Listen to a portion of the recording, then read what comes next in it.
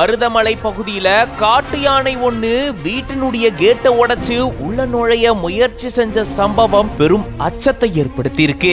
ஒற்றை காட்டு யானை ஊருக்குள்ள உலா வரதுனால பொதுமக்கள் அச்சமடைஞ்சு வீட்டுக்குள்ள முடங்கி இருந்திருக்காங்க. கோவை மாவட்டம் மருதமலை பாலாஜி நகர் பகுதியில ஒற்றை காட்டு யானை ஒண்ணு உலா வந்ததா சொல்லப்பட்டுச்சு. இந்த நிலையில தான் அந்த ஒற்றை காட்டு யானை ஒரு வீட்டினுடைய கேட்டை உடைச்சு உள்ள நுழைய முயற்சி செய்யக்கூடிய வீடியோ ஒண்ணு வெளியாகி வைரல் ஆயிட்டு வந்திருக்கு. காட்டு யானை வீட்டுக்குள்ள நுழைய முயற்சி செஞ்ச நிலையில வீட்டுல இருந்தவங்க பதறி போய் வனத்துறையினருக்கு தகவலை தெரிவிச்சிருக்காங்க. வனத்துறையினர் விரைந்து வந்து காட்டு யானைய வனப்பகுதிக்குள்ள விரட்டி அடிச்சிருந்திருக்காங்க. இந்த காட்சிகள் பக்கத்துல இருந்த சிசிடிவி கேமரால பதிவாகி இருந்திருக்கு. மருதமலை கோயில் பகுதியிலுமே காட்டு யானைகள் உலா வரதால பொதுமக்கள் அச்சமடைஞ்சிருந்திருக்காங்க.